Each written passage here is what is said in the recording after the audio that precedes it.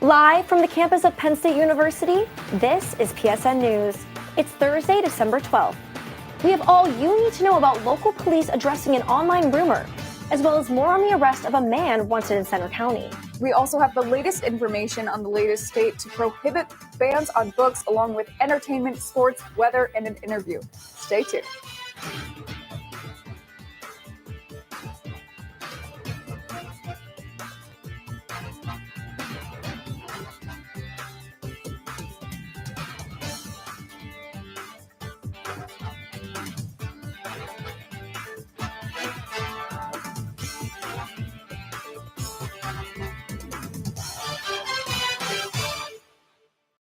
Thanks for joining us tonight. I'm Audrey Keller. And I'm Hines. The Penn State Go app just released a final reminder to switch to the new Penn State Student Experience app before January 7th, 2025. The updated app integrates tools like Canvas, Starfish, featured event widgets, an academic calendar, and advising. It also introduces a tabbed interface and quick links for easier navigation. Starting January 7th, all users will automatically be required to use the new app version. Penn State Thon revealed its 2025 logo at the Thon Family Carnival this past Sunday. The logo, designed by Kristen Muir and slogan "A Home for Hope," will be featured on the banner above the stage during Thon. Muir said that her vision was to illustrate the feeling of home and journey to hope through the friendship of the bear and through the community of the people who offer support. Thon is set to take place from February 21st to the 23rd in 2025 in the Bryce Jordan Center. Rumors circulated on Saturday evening that a naked, bloodied man was the victim of a violent crime in State College. The man seen in a video posted on the internet began appearing on social media. The claim was that the man had been stabbed at a State College apartment building. Several websites also posted fabricated articles based on the posts that included fake quotes and were found on Google and Facebook. No other person was involved in the incident and no violent crime was committed. Due to the nature of the incident, police said no further information would be released. Pennsylvania man Michael Lloyd, wanted by multiple police departments, including state colleges, was arrested in Florida last week. 43-year-old Lloyd was wanted for stalking, simple assault, and reckless endangerment charges. He was arrested by South Daytona Beach Police on at least 4 Pennsylvania warrants. Lloyd will wait to be extradited back to Pennsylvania and Volusia County Correctional Facility. What can students expect outside this week? Student meteorologist Hannah George is live in the studio with the latest details. Hannah? Thanks, Audrey. A bit of a chillier morning or night and day. We've had all of them above. We've had today for sure.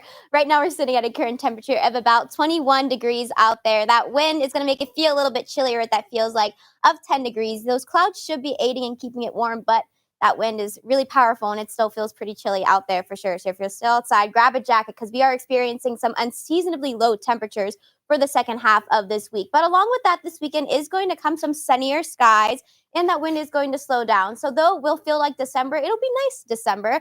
And we do have some precipitation on the way as well as we move into the next work week. Taking a look right now at the current temperatures across the state and those feels like temperatures as well. Like I mentioned, State College is sitting at 21. With that feels like of 10 degrees right now. And that is the case for a majority of the Commonwealth. You see places like Erie, that current temperature of 18 degrees, but their feels like is at 4. So we're all in this together here in Pennsylvania at the moment. You can see in the last 24 hours, everyone has experienced quite a dip. This week started off a bit warmer on the warmer side of things for December, but has definitely transitioned to a cooler side of things because that's what Pennsylvania is all about, right? Taking a look at the wind out there, like I mentioned, that wind was a little bit heavier earlier today. It's starting to slow down as we move into the later hours of the day. And it will slow down and continue to slow as we move into tomorrow. We'll see some calmer conditions tomorrow, though a bit cooler for sure. Taking a look at the gust. This is what's really affecting that feels like temperature out there. If you feel like you're getting blown away at times, this is the reason why. State College, about 23 miles an hour. Tonight, we'll be seeing those gusts. And we've hit about 30 at some points today. You can see places like Johnstown are at 28 tonight. Overall, this is what's really making it feel quite cool out there. You can see as we move into tomorrow, like I mentioned, that is going to clear out, though, and will leave us with a lot more tolerable conditions if you're outside. Taking a look at the radar, not a lot going on precipitation-wise throughout the rest of this week and as we head into the weekend. But you see here as we approach Sunday, that rain-snow line is going to kind of hover over State College, and we will see some sort of precipitation in the later hours on Sunday and as we head into Monday as well. And that precipitation will continue. We'll have a period of some clear skies, but as we move into Monday night into Tuesday, that rain will hover over us again. We will likely see some precipitation. Focusing back on today, tonight we'll be seeing a low of 17 degrees out there. Like I mentioned, pretty chilly, especially with those gusts, but pretty cloudy as well. Tomorrow we'll wake up with some less clouds with a high of 30 degrees, mostly sunny out there, and that wind has calmed down. So though it is a bit cooler, this is more what you'd expect in December, and it'll be tolerable, and you'll be able to walk somewhere without feeling like you're going to get swept up off your feet. Saturday we'll be seeing a high of 34 degrees. Sunday, that high of 37 as we slowly increase. You can see as we get into Monday, that rain is sticking around with that high of 44. Tuesday, we get back up into those 50s with that high of 51. Wednesday, a high of 42. So overall, mix of a lot of things going on, but that's Pennsylvania for you. Back to you, Audrey. Thanks, Hannah. Now stick around because after the break, Gianna Jarol will have the latest in sports. Hey, everybody. Thank you for tuning into this edition of Penn State Sports Night.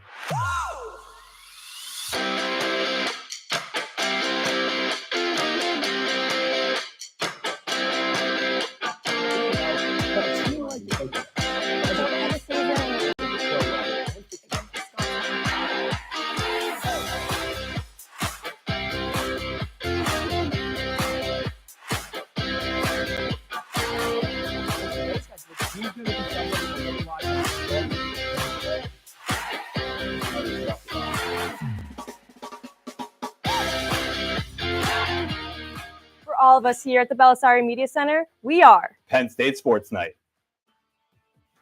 Live from the campus of Penn State University, this is PSN News. Penn State Network News is a student-produced, bi-weekly live news show featuring all student talent. From local and national news to sports, entertainment, weather, and live interviews, we have it all. We also feature student-made packages from across campus. Airing every Monday and Wednesday at 7 p.m. We are PSN News. Be sure to check us out on Twitter and Facebook at PSN News, on Instagram at Penn State Network News, and to subscribe to our YouTube channel at youtube.com/PSN News. Have a good night and stay safe, Penn State. Welcome back to PSN News. I'm Gianna Jarol with your sports update. Two Penn State women's hockey players are in Finland after being selected for the 2024 Six Nations tournament. Tessa Janicki was selected to play for Team USA, and Nicole Hall will be on Sweden's team. Janicki has been a key player for the Nittany Lions this season, ranking 6th in the country for her 14 goals. Hall is a Stockholm, Sweden native who was a part of the country's 2022 World Championship team. The Six Nations tournament is the third competition on the annual Women's Euro Hockey Tour. The United States, Canada, Czechia, Finland, Switzerland, and Sweden will compete against each other in the tournament. The tournament started yesterday and will run through this Sunday, December 15th. Penn State football fans, it's almost time to get back to Beaver Stadium. Next Saturday, December 21st, number 6 Penn State will host number 11 SMU in the first round of the college football playoffs. This will be Penn State's first appearance in the college football playoffs since its creation in 2014. Penn State is looking for a breakthrough in big games, with head coach James Franklin holding a losing 1-15 record against top 5 teams. While SMU isn't a top 5 team, winning this game would push the Nittany Lions to the quarterfinals of the playoffs. The quarterfinals will take place at the Verbo Fiesta Bowl and would be a matchup against Boise State. This first-round game against SMU will be a classic Penn State whiteout. Kickoff will be at noon. The Atlanta Hawks found a 108-100 win against the New York Knicks last night in the quarterfinals of the NBA Cup. The Knicks were leading 66-62 until Trae Young scored 8 straight points, one of them being from 31 feet out. Young ended the game with 22 points and 11 assists. The Hawks carried out their momentum by outscoring the Knicks 61-46 in the second half. The Hawks have had an impressive run in the tournament. They knocked out defending champion Celtics and NBA-leading Cleveland Cavaliers. The Hawks will move on to the semifinals in Las Vegas on Saturday against the top-seeded Milwaukee Bucks. That's all for your sports update. After the break, Claire Huss has the latest in the world of entertainment. Stay tuned. Ready, Mike? 3, 2, fade in on 2, Mike and Q. This is Nittany Talk.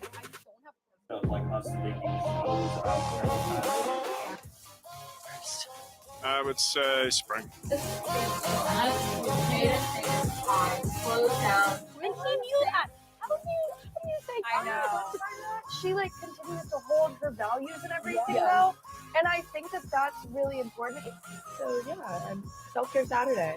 And you lose a lot of sleep. Yes, agreed. It's hard to say.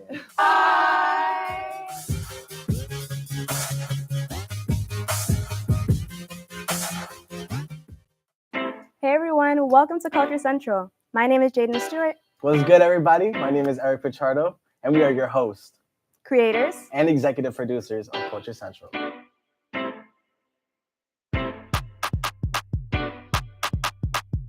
Is this Whitney Houston? We're doing things that have never been done before. So welcome to the family. If you don't include human beings, you cannot accurately model the way the climate has changed over the last 50 years. And I don't know that we're ever going to be free of some sort of bug. The natural state of motion for something to be in is to remain in its current state of motion. I've been lucky enough to discover various things out there. Pulsars, exoplanets, and some other phenomena that ended up being interesting. Hi, I'm Johnson Gary with Asking Penn State. Of Asking Penn State, Asking Penn State. Asking Penn State. Asking Penn State. Welcome back to Asking Penn State.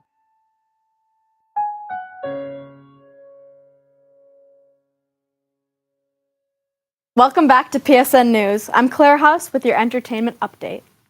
Are you looking for a fun and festive activity for you and your friends this week? Head to Pagula Ice Arena on Saturday, December 14th from 6 to 8 p.m. for an open skate with Santa. The skate will be held on the varsity rink in Pagula. The event is open to people of all ages. Students with their Penn State ID pay $7 for a ticket. No prior skating experience is required. Skates can be rented for only $4 at Pagula. The event is sure to relieve some stress from finals and remind you of the quickly approaching holiday season. After you skate with Santa in the morning, go to a Winter Wonderland Ball. The Winter Wonderland Ball will be hosted by Harmony at Penn State at their location on Havershire Boulevard. The ball will be from 6:30 p.m. to 9 p.m. Tickets are $35 each, and Harmony requests that guests arrive in winter attire. The event will feature live music, a silent auction, and a festive dinner. All proceeds from this event will directly benefit the Center County Veterans Assistance Fund, which serves local veterans and their families. On December 25th, 2024, the Bob Dylan biopic, A Complete Unknown, will hit theaters. The film, starring Timothée Chalamet as Bob Dylan, centers around the Nobel Prize winner's time in New York and his contributions to poetry and music. Because Dylan is originally from northern Minnesota, Chalamet visited the University of Minnesota, where Dylan attended college for 1 year. Chalamet spent time with Dylan's fraternity, as well as the Minnesota Marching Band. A local theater near the university held an exclusive screening of the film, garnering many fans of Chalamet and Dylan alike to experience the film earlier than the general public. That's all for your entertainment update. Coming up next, interview anchor Mia Valerio will be speaking with Sean Carter, the owner of Carter's Table. Stay tuned. Hey, everybody. Thank you for tuning into this edition of Penn State Sports Night.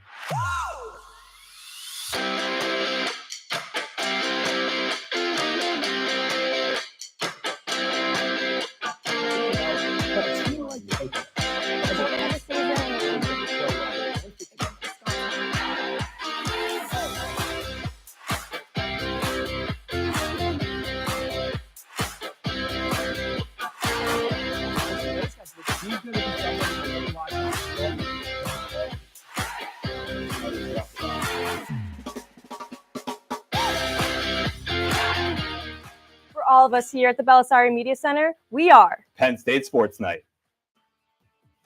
Live from the campus of Penn State University, this is PSN News. Penn State Network News is a student-produced, bi-weekly live news show featuring all student talent. From local and national news to sports, entertainment, weather, and live interviews, we have it all. We also feature student-made packages from across campus. Airing every Monday and Wednesday at 7 p.m.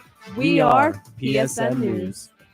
Be sure to check us out on Twitter and Facebook at PSN News, on Instagram at Penn State Network News, and to subscribe to our YouTube channel at youtube.com/PSN News. Have a good night and stay safe, Penn State.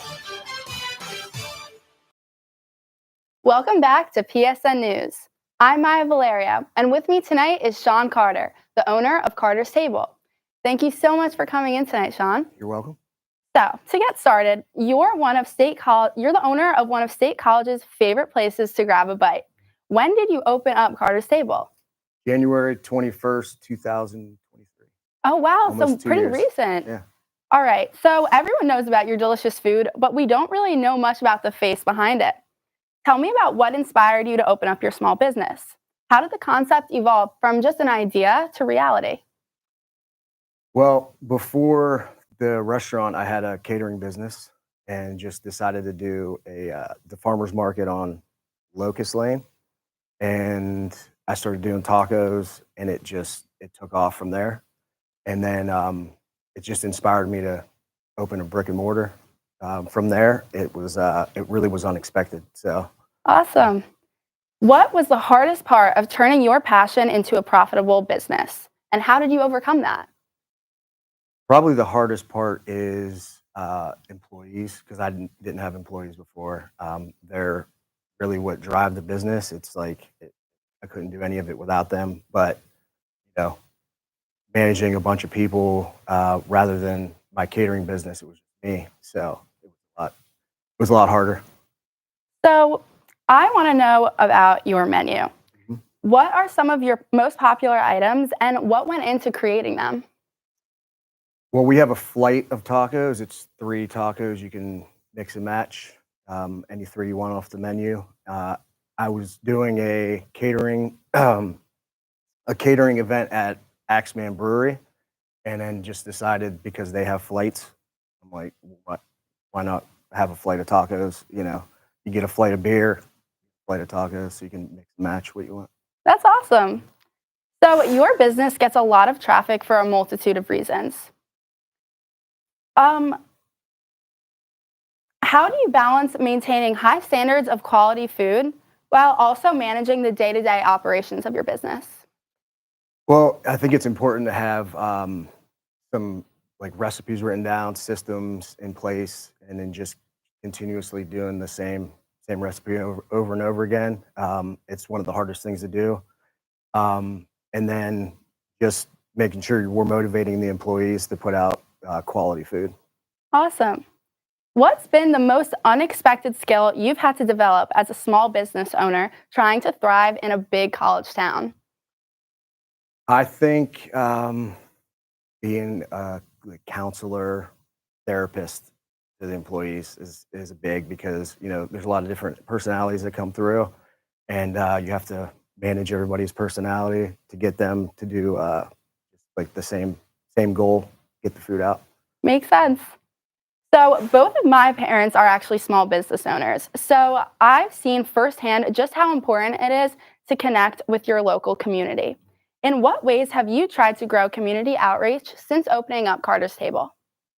Well, we do a decent amount of fundraising. We have the Thon comes in, high school sports, the college sports. So we try to welcome everybody in for that and give back to the community that way. Awesome. What are your plans for the future of your business, and where do you see it in the next 5 to 10 years? Well, possibly opening more Carter's Tables in the state, maybe in State College. I don't know where it's going to be in 5 to 10 years, but I like to see multiple. That'd be awesome. restaurants, yeah. What advice would you give to someone who is thinking of starting their own business? Definitely find something you like to do, and not just what you like to do, something you love, something that's your passion, something that you can do. You can do all the mundane things and not, dread getting up for work. That's a big thing, because you're doing a lot of the other stuff that's not really fun a lot of the time. So you got to love that process to be successful. Awesome. Finally, I'm just curious about what your favorite menu item is. Mine, personally, are the chili lime grilled chicken tacos. Those are awesome. My favorite is probably the lamb taco. It's called the Newcastle. It's named after my hometown. It's got feta cheese, garlic sauce, ground lamb. Awesome. I'm going to have to try it. Yeah. Well, Sean, thank you so much for coming in tonight and telling us all about Carter's Table. I really appreciate it. Thanks for having me. Of course. Now, stick around because coming up next, Eva and Audrey will have the latest news from across the nation. Ready, Mike? 3, 2, fade in on 2, Mike and Q. This is Mitney Talk.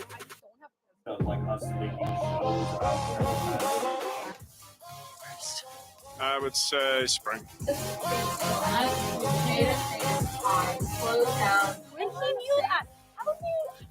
I know. She continues to hold her values and everything though, and I think that that's really important. So yeah, and self-care Saturday. And you lose a lot of sleep. Yes, agreed. Yeah.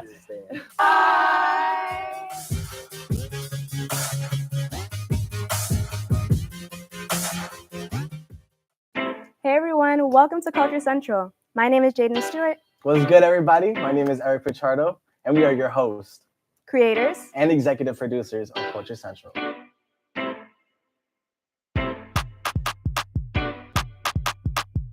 Is this Whitney Houston? We're doing things that have never been done before, so welcome to the family. If you don't include human beings, you cannot accurately model the way the climate has changed over the last 50 years. And I don't know that we're ever going to be free of some sort of bug. A natural state of motion for something to be in is to remain in its current state of motion. I've been lucky enough to discover various things out there. Pulsars, exoplanets, and some other phenomena that ended up being interesting. Hi, I'm Johnson Gary with Asking Penn State. Of Asking Penn State, Asking Penn State. Asking Penn State. Asking Penn State. Welcome back to Asking Penn State.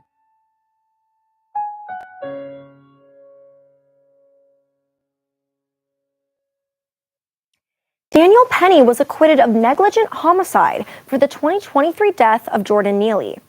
Neely, who was a homeless man with mental health issues, was allegedly acting erratically on a New York City subway. He was subdued by Penny using a chokehold and Neely died after several minutes. Medical experts and police questioned the use of force. Penny claimed he was protecting himself and others, while prosecutors argued his response was excessive. Both applause and anger erupted in the courtroom, and Neely's father and 2 supporters were ushered out. The case amplified many American fault lines, including race, politics, crime, mental health, and homelessness. New Jersey Governor Phil Murphy signed a law Monday to prohibit the banning of books in public and school libraries in New Jersey. It is the latest Democrat-led state to prohibit book banning, joining both Illinois and Minnesota. The law also requires local school boards and libraries to set up policies for book curation, and it protects librarians who comply with the law against civil and criminal charges. On Monday, the Supreme Court rejected to hear an appeal from Boston parents who claim that the city's temporary admissions policy at elite high schools discriminated against white and Asian students. During the COVID-19 pandemic, Boston temporarily dropped the entrance exam for schools like Boston Latin Academy and O'Brien School of Math and Science because it was not safe to hold in-person tests at that time. Instead, they used students' performance and zip codes to weigh admissions. Justices Samuel Alito and Clarence Thomas argued the policy was racially biased. A panel of the First Circuit Court of Appeals ruled it was not affected by the last year's Supreme Court decision on race-conscious college admission. Sharon Thomas, wrongfully convicted for a 1990 murder and given a $4.1 million payout, admitted to a different murder. Philadelphia native Sharon Thomas spent 24 years in prison for his wrongful conviction. In 2023, 7 years after his release, he shot and killed 38-year-old Akeem Edwards, who took $1,200 worth of cocaine from him to sell, but never paid him back the money. Thomas pled guilty to charges including murder and weapons offenses. That concludes our show tonight at PSN News. Be sure to check us out on Twitter and Facebook at PSN News, on Instagram at Penn State Network News, and to subscribe to our YouTube channel at youtube.com/PSN News. Have a good night and stay safe, Penn State.